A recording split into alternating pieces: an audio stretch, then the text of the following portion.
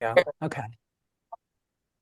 Hello, everyone, and welcome back to book marketing for author publishers and really finding our way. We were just talking about, in fact, Doug was just talking about how he figured out what I'm doing here. I'm making you go out and discover little things and figure out your roadmap. And that really is what we're trying to do here is help you understand the power that you hold.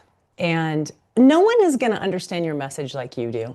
You know, people hire me all the time and they want me to have all the answers. They just want me to like tell them what to do and how to do it. And I think people are a little dismayed when I say, I have no idea, but you do. I'm just going to help you uncover the answers and help you figure out who the reader is, where are they now, what are they looking for, and how can you help them? And so by turning over all these rocks and identifying all this data, we're essentially creating a plan.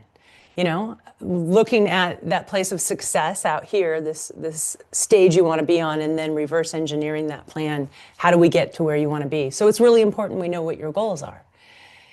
And I like to say there's a difference between goals and objectives, right? And they're always going to evolve as we start to understand our message and our audience better and the marketplace better. Our goals might change, and that's fantastic. We don't have to be, it's not a straight line.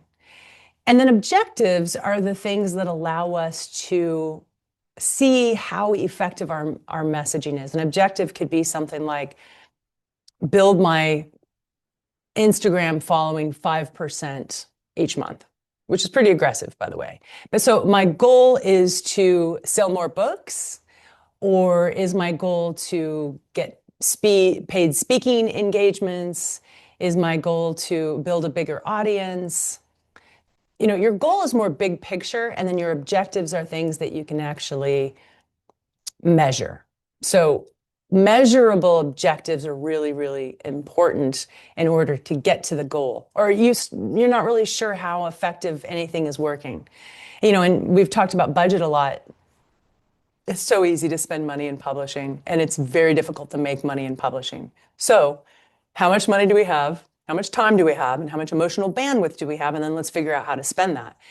And I find too, and I don't know if I've told you this, I probably have, because I'm sort of like a broken record.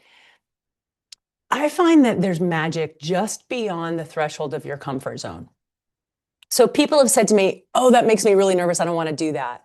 For example, I had a woman who had this amazing voice, deep, kind of husky. And I said, you know, you should be on podcasts. You should have your own podcast. You should do a radio show. This was kind of before podcasts, actually.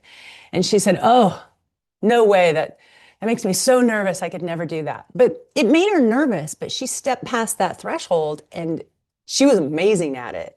So she got on this morning show, this like local morning talk show, and guests were calling in and she was funny and she was bantering. I mean, it was really, she found her calling. She was so good at it. So she started her own radio show and she started talking to guests, and it helped her really define her own brand and the way that she was engaging with people when she pushed herself just a little bit. So getting out of our comfort zone, I think, is a really important piece in building our brand. And you might find that, nope, that's not for me. And that's totally okay. You know, if you hate social media, hate it, try it. And if you still hate it and it still gives you hives, there are other ways to find your audience. There are other ways to get in front of an audience. You don't have to do everything. So this week's So, course is, Jennifer, I want to just add to that. Writers often give other writers advice, and one advice I got was this writer says you need to write to the point that it scares you a little bit. So it's not only in your marketing, but in your writing, right to the point that scares you a little bit. You're outside your comfort zone. You go, oh my gosh, I just wrote this.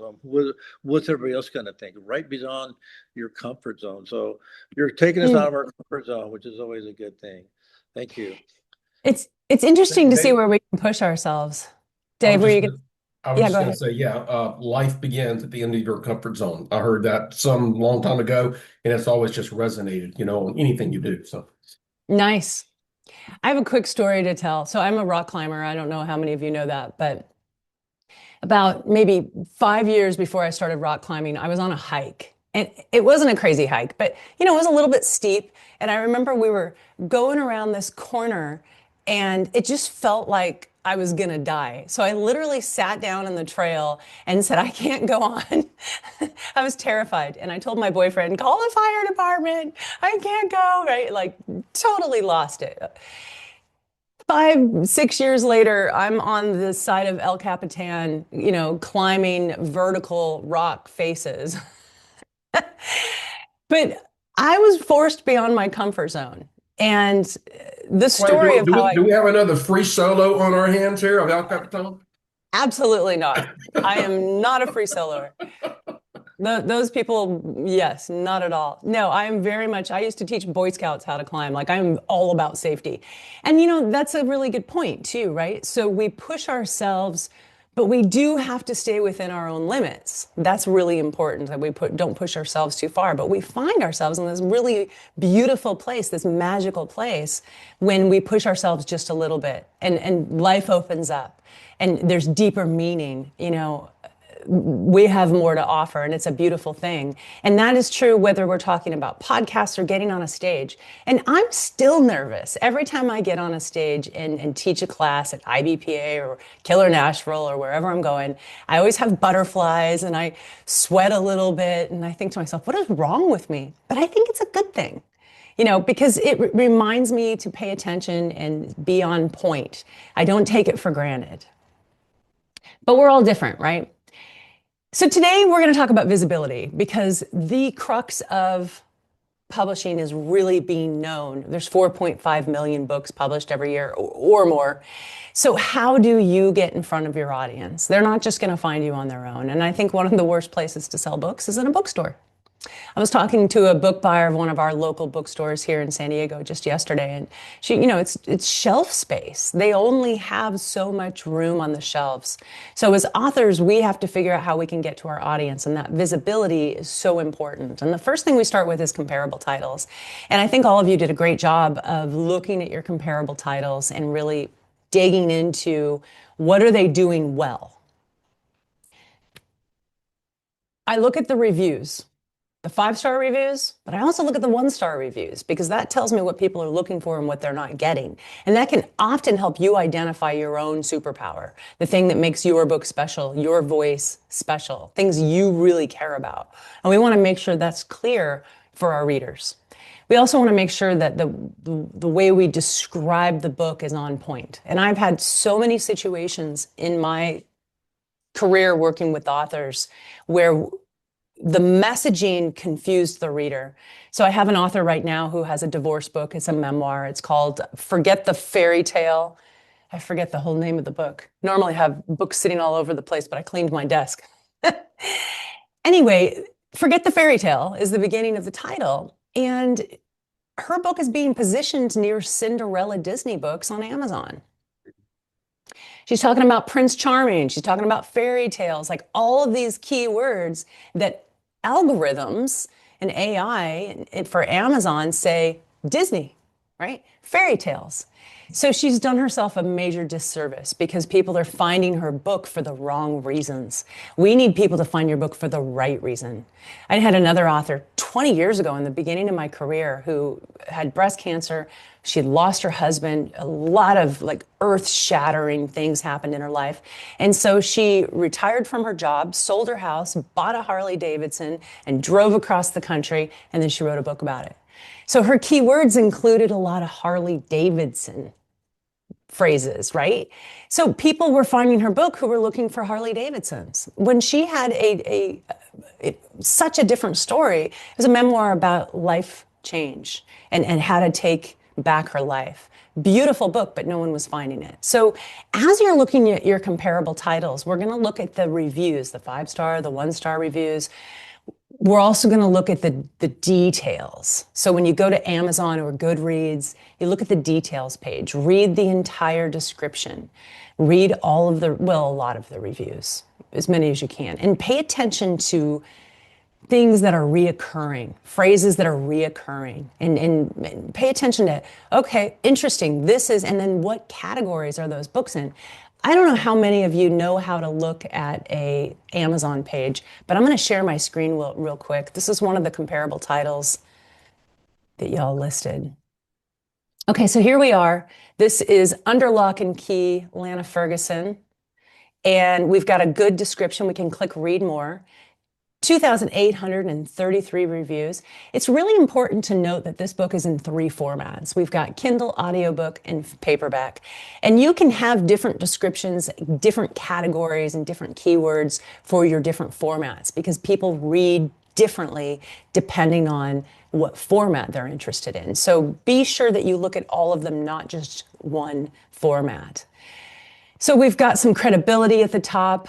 We've got the word woman, enemy, let's see, paranormal romance. There's a great keyword, right? So instantly this positions this book in a specific category. We've got quite a bit of back cover copy or marketing copy. What I want to say is your back cover copy can only be so many words, right? But we can fit a lot more copy on Amazon, so they do not have to be the same. We'll often enhance our Amazon marketing copy to be a little bit longer. Now, always make sure that your text isn't too long, your paragraphs. I see a lot of 1-paragraph descriptions on Amazon. Imagine if we didn't have these breaks here. This would feel really dense. It would feel overwhelming, in fact, and we probably wouldn't get through all the text. So make sure that you have short, pithy, she has a great headline, pretty short paragraphs. Now let's go ahead and let's scroll down and see what else we've got on this page. So what other books is this being packaged with for Amazon? So these are frequently bought together, which of course looks like it's her book, so that makes a lot of sense. But this can give you some insight into other possible comparable titles that you didn't know about. And the more you know about your market and what your readers are doing and what their expectations are, the better you're going to be able to position yourself and get greater visibility. So products related to this item, I mean, we're very clearly in a very specific genre, aren't we? I mean, looking at just the colors and the way all of these book covers have a very similar look and feel. So if you're, an author publisher, you're designing your own cover, or you're hiring someone to do it, this is great research. We know we want our book to fit squarely in this genre, so it needs to look good next to this book on a bookshelf. Scrolling down, we're going to also see some of the sponsored results. Of course, the seat from the publisher here. I love A+ content. If you're not familiar with it, please do some research. A+ content allows you to create visuals and display your book in a way that's a little bit more exciting than just this text. And most publishers are doing it. If you're an author publisher on KDP, then you can certainly do that as well. If you're doing it from Ingram Spark, you don't have that option. But I will say, as a publishing consultant, I recommend that all of my authors make their book available to both KDP, Amazon, and Ingram Spark. Because Amazon's not going to buy from Ingram, and Ingram, bookstores aren't going to buy from Amazon. The other thing that's really important about that is Amazon orders books from a warehouse that's closest to your buyer, ships it that day. They get it very quickly. If Amazon has to buy it from Ingram, which they will do, by the way, it's not that they won't. Bookstores won't buy from Amazon, but Amazon will buy from Ingram. But it'll say we'll ship in 3 weeks. And we can't have that. We need to compete quickly. People expect it quickly. So we've got our reviews. Now, this is another thing I really want you to read, are these editorial reviews. Who reviewed it? Can you get to these people? Can we get to Tara Do It at USA Today? Can we get to Booklist? Definitely, right? So there's a key piece. So maybe not as easy to get to USA Today, but I also believe that anything is possible. When I decide that I want to make something happen, I figure out how to do it. It may take some time, but we can always get there. I would say if the door is closed, find a window or crawl through the chimney. We learn a little bit about this author, and this is really important. Now, she's a USA Today bestselling author, which explains both of these.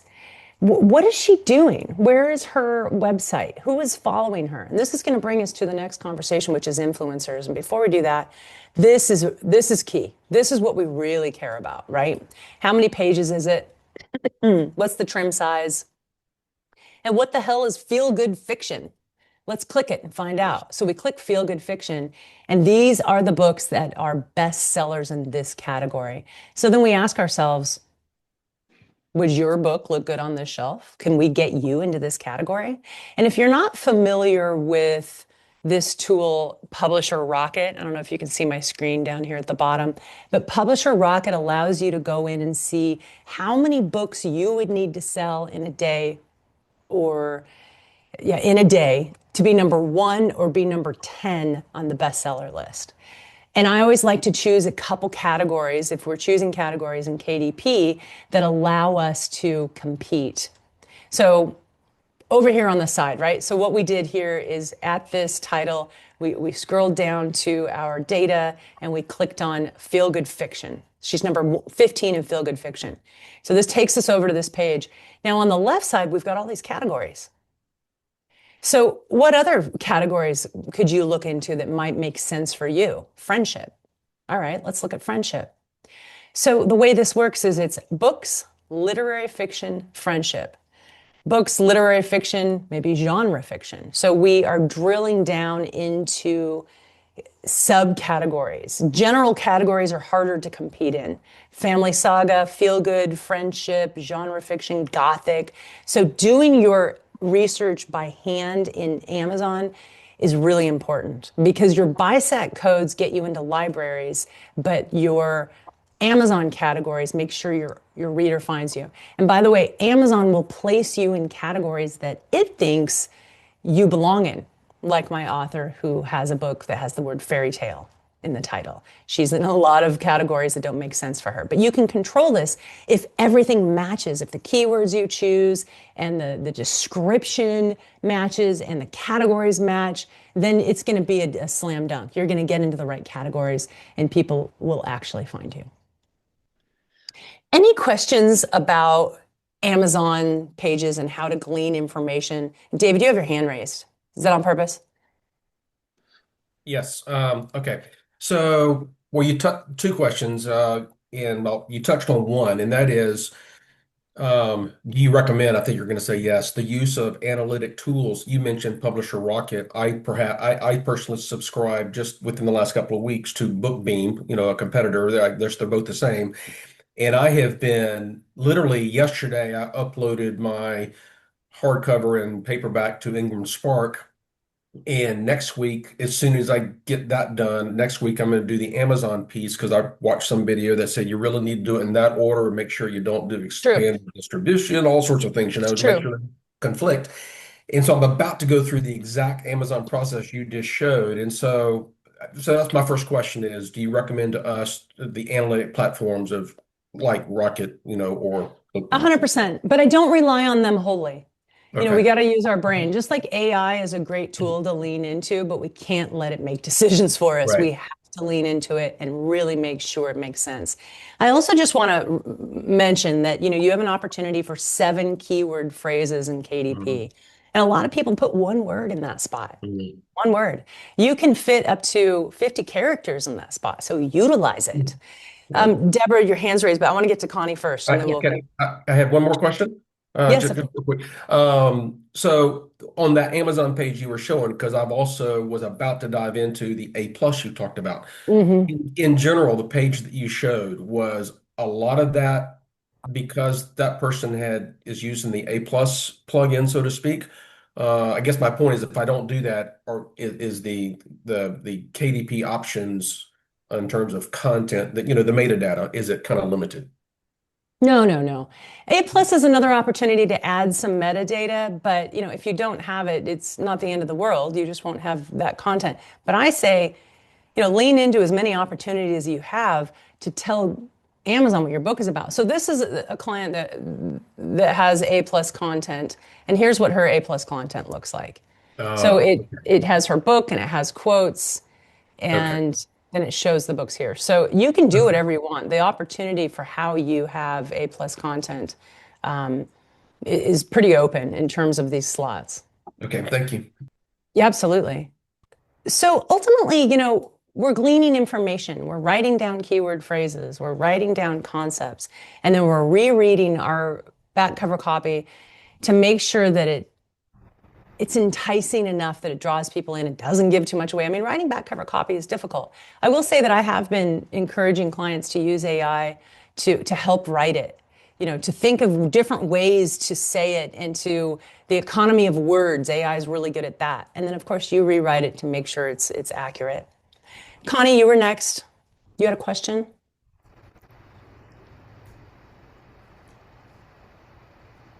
Maybe. Well, Mimi, we'll go with you, and then we'll get back to Connie if she comes back in. Sorry, I'm here. Sorry about that. It's just Oh, not okay. today. Can you show us where we hit Publisher Rocket? Absolutely. And then my other question is are you able to look at all of our sites to see if we have stuff set up properly or whatever? All of your KDP sites? I mean, the Amazon. I don't know if I have the right keywords. I think I do. We've worked on Yeah. it. I'm I'm locked in by publishers, but I'm working with them. right. So we work with a lot of publishers. Am I going to be able to go in and look at all of your KDP and do an analysis? Not during class time, but I'm certainly happy to work with you off time. So just reach out to me and we can talk about how we can help you with that. But working with publishers, essentially what we do is we give them the information we want them. So like, especially a hybrid press. Now, if you're working with a traditional publisher like Simon and Schuster. I'm with Hybrid this time. Okay, so traditional, they're going to make all those decisions. They might ask your advice, but they're going to make those decisions. Hybrid, they're going to ask you, most hybrids will ask you to make those decisions. So it's really good to be prepared. The worst thing is when you get an email that says, okay, we need all of your keywords and this many descriptive text, and you're like, oh my God, and we need it in a week. So be prepared so that you know what to give them. I mean, I already have everything set up. I just wanted to see whether it's done right or whatever. Yeah, reach out to me offline, but let me show you what Publisher Rocket looks like to answer that question. Okay. And I hadn't heard of BookBeam, so I'm definitely going to look into that. That's another tool that I'm not familiar with. But this is Publisher Rocket. I pay for it.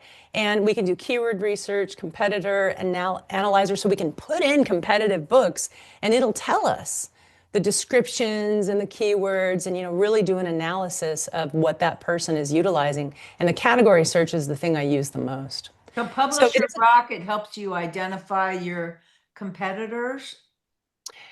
No, well, it can, and it can give you other books that are similar to your category. What's its So main- I say dive in, take their tutorials, and see if it's a good fit for you. And you can watch videos on it. Like there's a lot of great. I got Go ahead, David.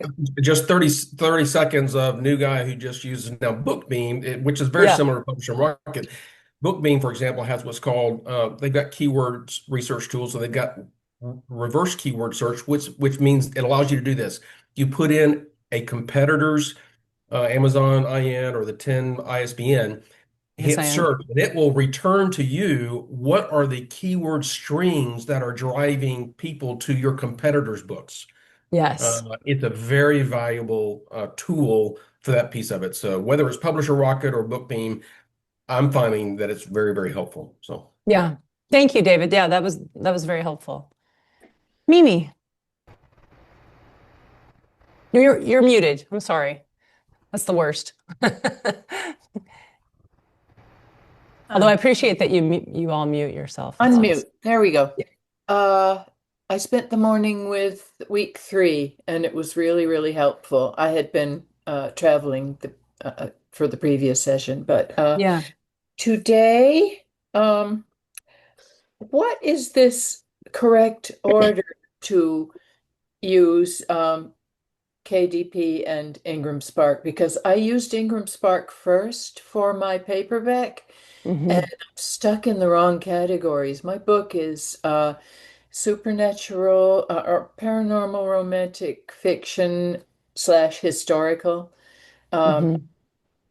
And the hero is a very benevolent ghost, but I'm stuck in horror ghosts and can't find a way to change it.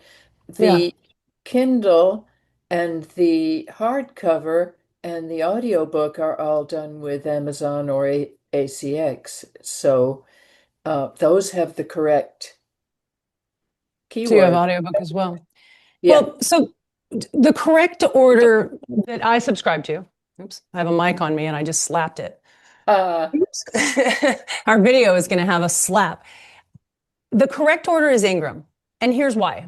Hmm. When you enter all of your data into Ingram, it Mhm. then feeds that. And let's say you have a pub date of a month from now and you put it into distribution. It feeds that out to Amazon and Barnes and Noble and BookBub and Powell's. So those bookstores are now aware of your book. They put it into their system based on the keywords and the BISAC codes that you used on Ingram. And it's available for pre-order. So it starts, and if people are pre-ordering, the algorithms are saying, oh, this book's important. People are paying attention, and it will elevate you, and you can become a #1 bestseller for the 30 days your book is available. Now, 1 week before your pub date, I place you on KDP Ah. because I don't want KDP to fulfill those orders via Ingram. Ah. So it's available for pre-order right up, and I usually do it about a week before because there could be an issue with your files, so something could happen. So we upload the files a week before, we make sure everything looks good, and then a couple days before, we go ahead and put it into distribution, even before your pub date. It's now available for sale on Amazon. And Amazon will now pull from your Amazon category selections and your keywords, but it's built on the foundation that you started with Ingram. Uh-huh. And it's really important you don't use expanded distribution in KDP because we want it to be distributed through Ingram, not Amazon. Oh, this is, So this is getting into the weeds, but sure I think is. Yeah. it's I important think because I'm you're going to have all, to consult with you. and I'm happy to help both you and Connie. Feel free to reach out to me Thank and we you. definitely would be I happy to have work. one more Can question. you repeat Okay. that? Oh, sorry. Say, I was just asking her, could she just repeat that, please? Which part? The part that you can reach out to me? No, before that. How about you watch the video? Because I don't remember. I'm so Okay. sorry. All right. yeah. Speaking of the wrong category, the title of my book, as it's out now, is Stones River, and then it has a subtitle, a Civil War, Supernatural, etc. But unfortunately, when people search for Stones River, you get these historical military histories of the Battle of Stones River. So I feel like I need to change the title. Well, And I don't listen, you're always going to have other books that are going to compete. I don't know that changing the title is the right answer, but this definitely is getting into the weeds. So why don't you reach okay, out to me? I'd be happy to look at it with you. thank you I very don't much. want to, yeah, I don't want to get too far off. Of But, course, sure. titles do matter. But I write my copy for my readers, not algorithms. I choose a title that feels right for the book, that's intriguing, and that's why we have subtitles and descriptions and metadata. But if we were to name all of our books perfectly for keywords, we'd have a lot of really terrible titles. True. Very true. So we have to be careful. Deborah, you've had your hand up a long time. Thank you. I have it's a similar question, but it's a little bit intersecting. So my publisher basically had the idea of you put it on Ingram and then draft to digital for the digital Ebook, yep. copies. Yeah, so that's kind of that. But I wanted to ask about, and I have to go back and make sure like it's not against the contract. But I remember, and I can't remember where I heard this from, and maybe it's old, so I just want to check in with you. Is there something that there's some issue with, like, if you have it on KDP, there's certain things you can't put it on, like it couldn't be on draft to digital, or there's some No, issue, or at one no. point there was there's not a conflict that they see that they're saying, nope, you're kicked out. No, you're talking about KDP Select. And so what that Okay. means is for the first 90 days that your book is available on Amazon, you have the option of entering it into their Select program, which allows you to make it free for 5 days or do a sale for 5 days. Now, we've used this to great effect to do bestseller campaigns. They're not difficult to do. Anyone can do them. You make the book available for free for 1 day, and then we buy a list of people who are interested in your genre, and we do a promotion. So we'll buy a list of 350,000 people from written word media.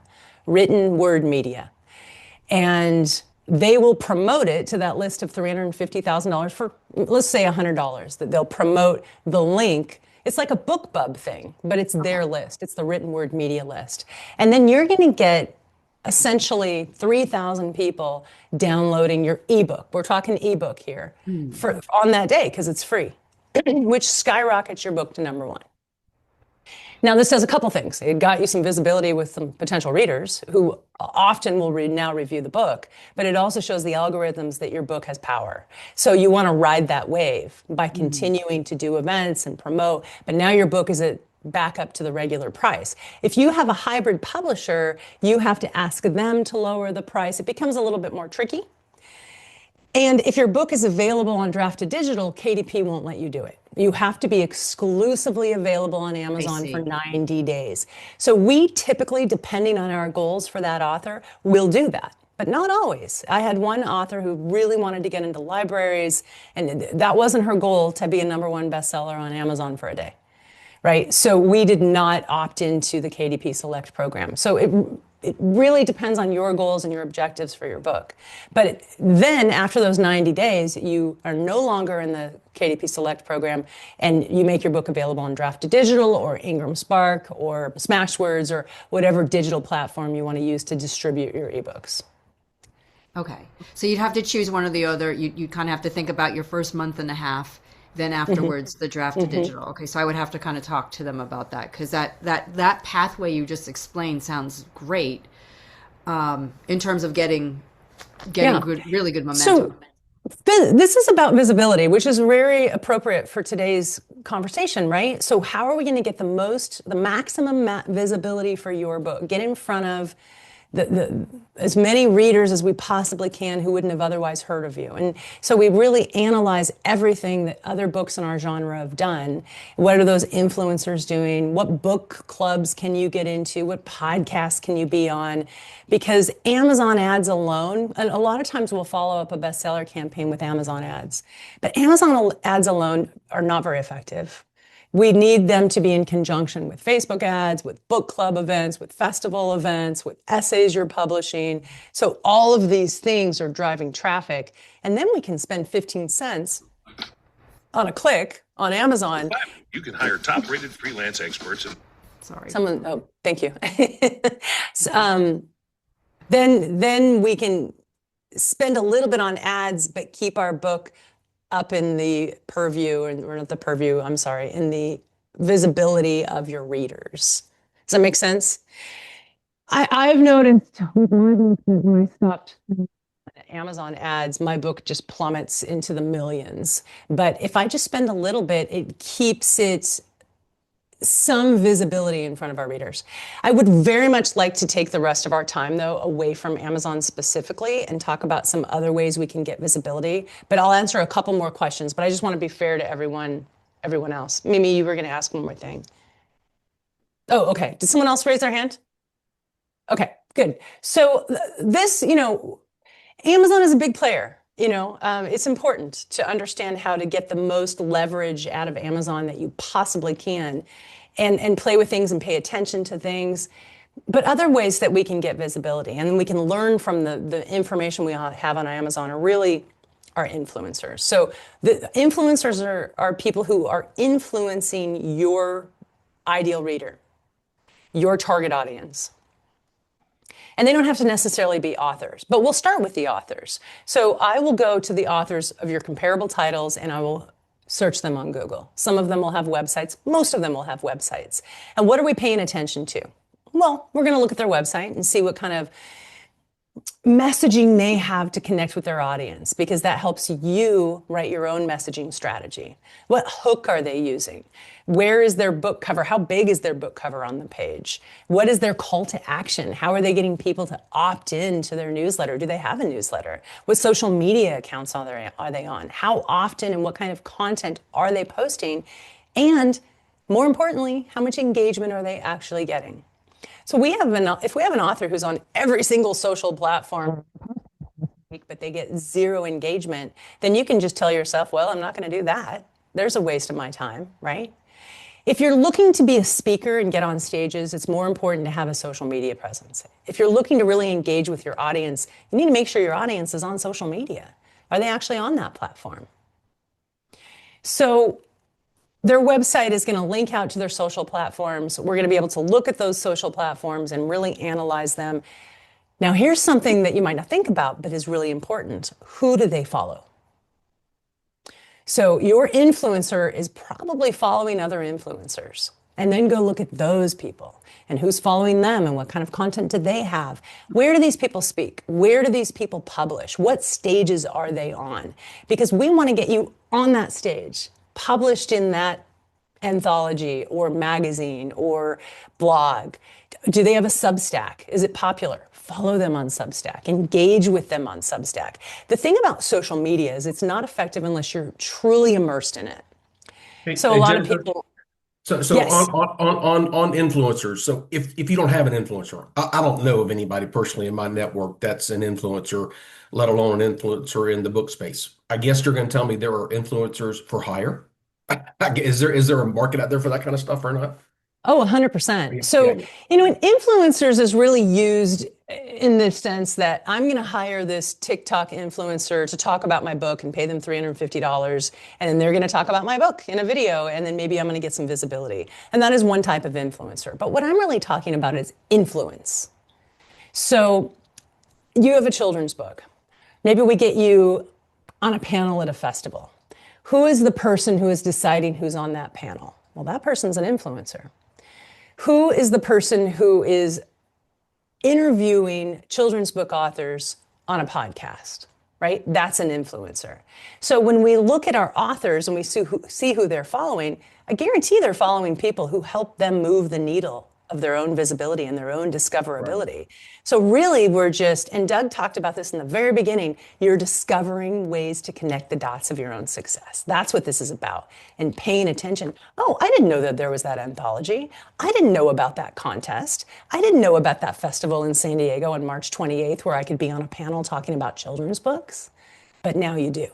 So an influencer is, I could be an influencer, someone who can help you get in front of your audience because I have a podcast, I run a festival, right? So essentially, someone who you can collaborate with to get more visibility. That's what we're talking about here. The more visibility you have, the better.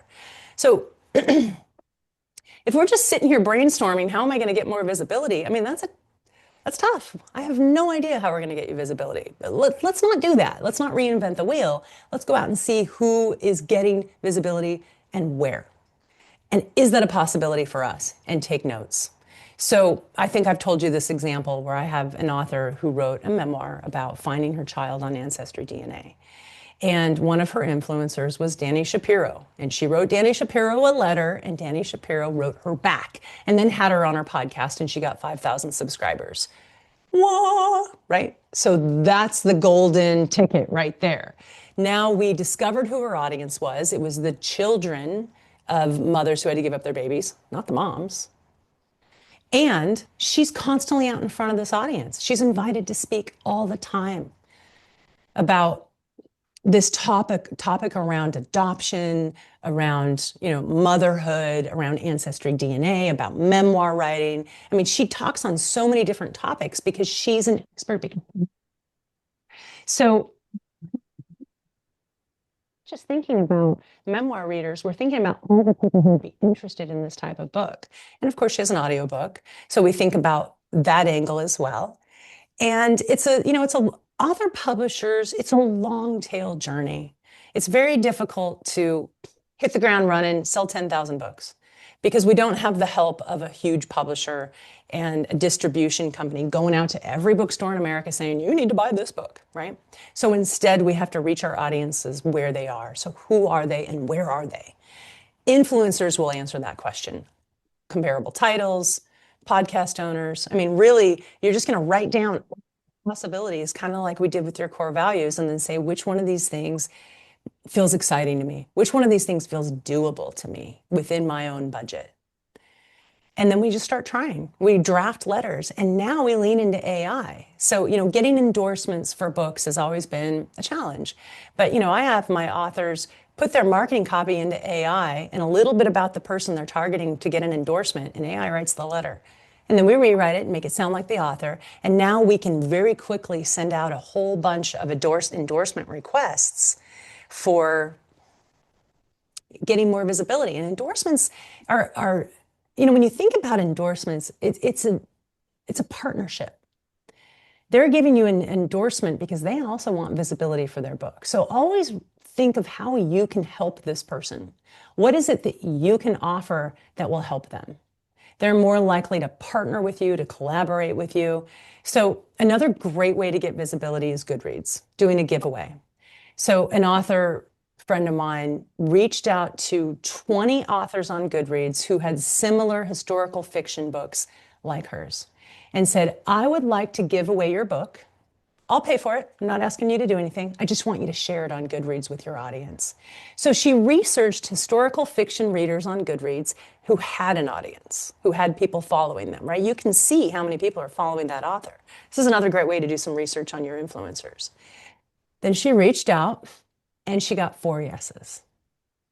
So then she did this huge giveaway, not just on Goodreads. And each of those authors promoted the giveaway because now they're promoting their own book, right? So it's in their best interest. She promoted it on social media and she got a ton of new readers looking at her and her book through this massive campaign.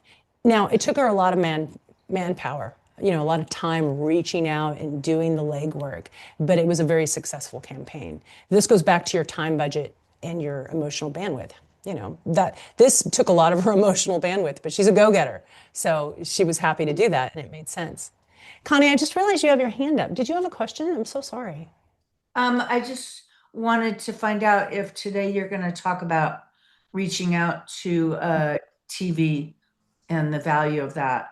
I'm also in San Diego, and Oh, you are? Oh, that's great. I didn't know that. It's been rainy. I reached out to, I know, I reached out to some people and I haven't heard back. So I was just curious if you had some tips. And Connie, feel free to interrupt because your hand is almost the same color as the background, so I didn't notice it.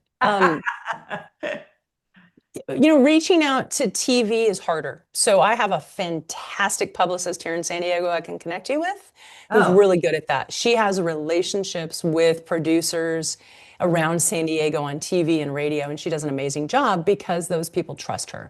They know if she sends them someone that they're going to be of quality. Reaching out as an author is harder. It's not impossible, but you don't have a relationship with them. And publicity really is a lot about relationships. Now, I'm kind of torn on whether or not it makes sense to hire publicists, frankly. Well, yeah, I've been burned quite a bit. It's very expensive. I know. I think if you can afford it, if you have the money to invest comfortably, Not right absolutely. now. I already blew it and I did not get any. I mean, it was, and that's for all the, yeah. It's easy to spend money in publishing. It's really easy because we think, oh, this is going to be it. This is going to do it. And then you spend, I had an author spend $25,000 for her publicist and she got on 3 podcasts. Yeah. You can get on podcasts, So I'm just trying to figure out if you have any tips. So I've already blown my publicity budget, who to reach out at the TV stations. After you email them, do you want to email again? Do you want to email again? Do you want to call? How do you, and do you have any contacts in San Diego since I'm here? Nope. I hire a publicist who has those contacts, and that's how we promote our festival. If you can get on a morning TV show or on NPR, your local show, I think that's a great way to get some visibility. I recommend writing a press release, seeing who is the person who makes the decisions, and then reaching out to their producer and just pitching yourself. Like I said, knock on the door, right? And if you really want it, you'll find a way to do it. See who else has been on that show. Reach out to them. Ask them how they did it. There's always a way if you think it's really going to move the needle for you. But we have to figure out how to. Which stations in San Diego do you think are good to reach out to? I think this is too far off topic for this course, but we can talk later. Okay, sorry. I want to be really mindful of everyone that everyone's going to benefit from what we're talking about. I just realized we have 13 comments. So right now, instead of me reading all of them, if anyone has a comment that you want to share or you want me to address, will you raise your hand?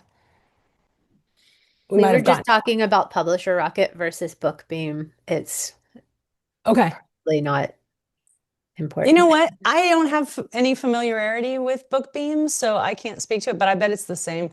I think the point we came to. Yeah, Okay, that's good, exactly good, right. I just in my good. own research, someone asked, my thoughts, and I watched some videos on both. They're both kind of very similar, and then I don't know, I rolled the dice and went with BookBeam. But I don't think anybody could go wrong with either one of those. The bottom Agreed. line is select an analytic platform. I think is very valuable, and either one of those would be great. So, David, you just said something that's brilliant.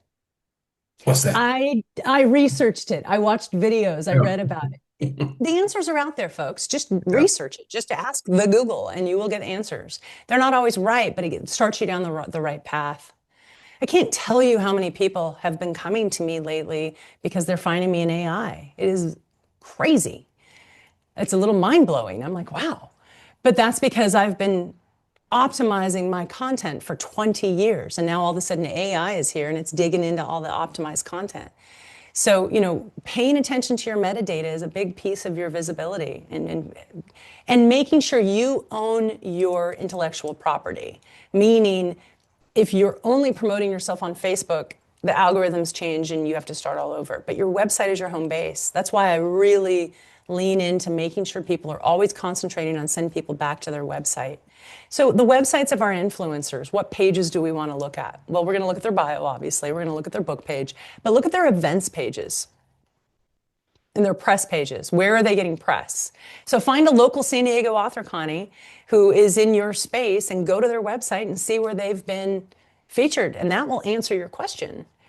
In terms of events, what festivals do they go to? Where do they speak? What libraries? And people list their events on their website and often will keep up old events for a long time.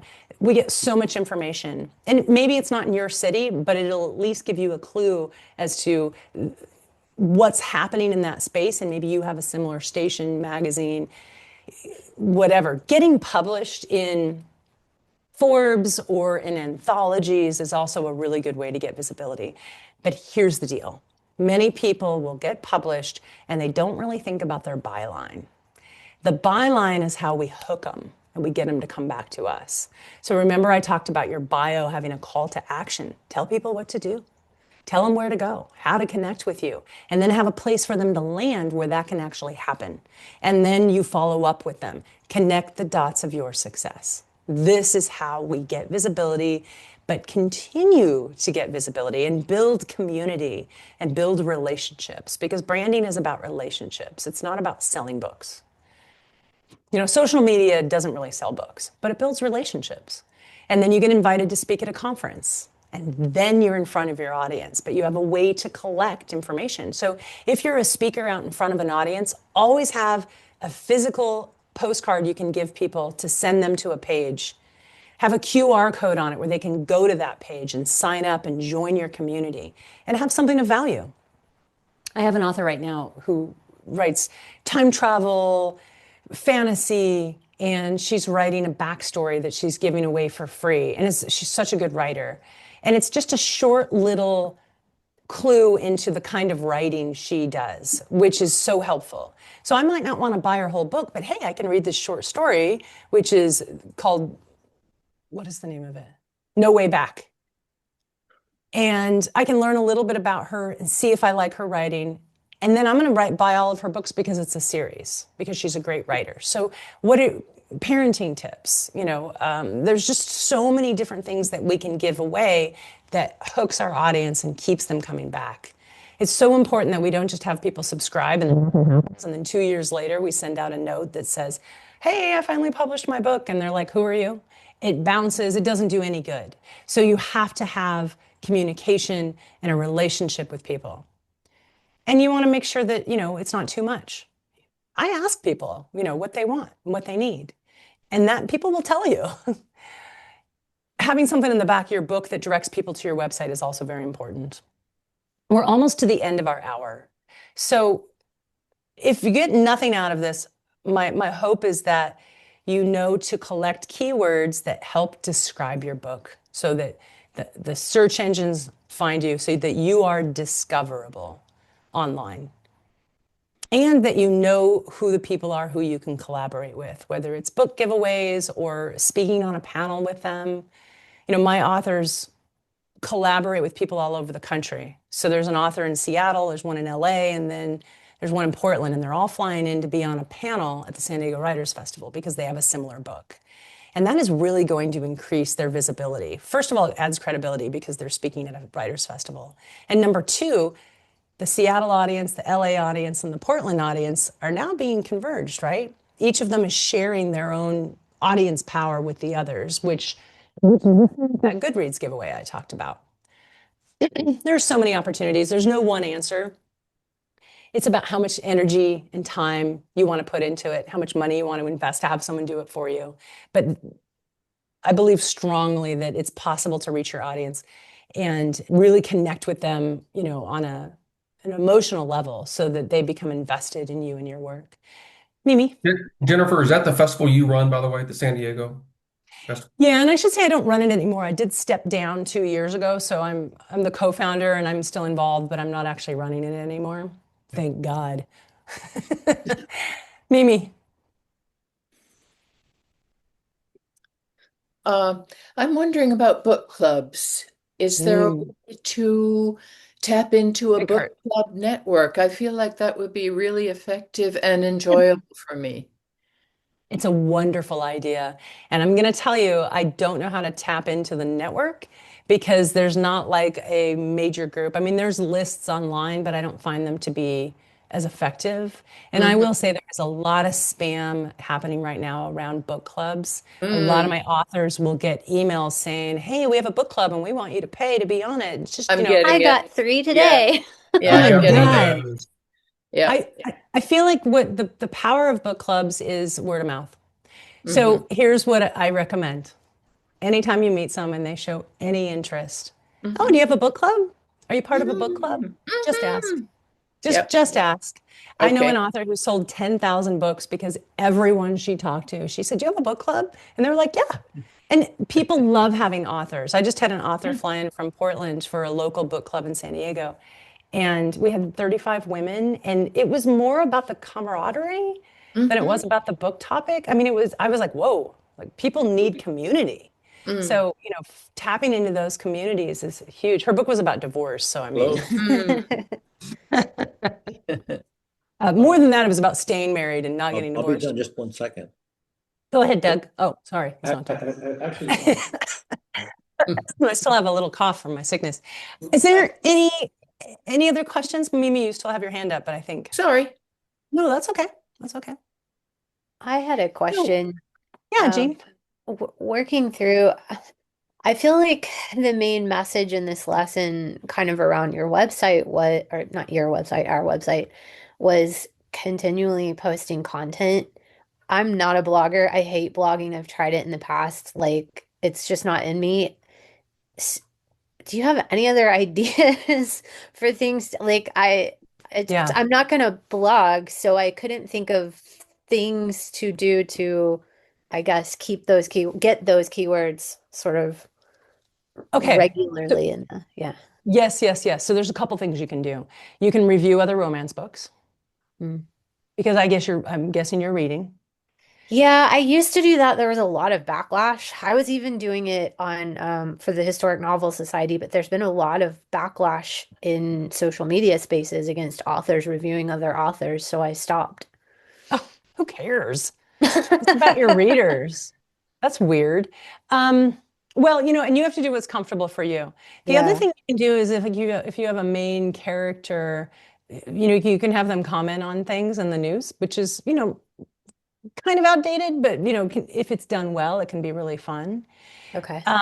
Another thing you can do is write short stories, just short bits of content, even if you only did it every couple months, or talk about the writing process. So I have some authors who are in the middle of writing their next book, and they're just talking about their process. They're reporting on what's happening. And that can be a good way because other people looking for how to write a book might find you, and how to write a romance book and then read your book.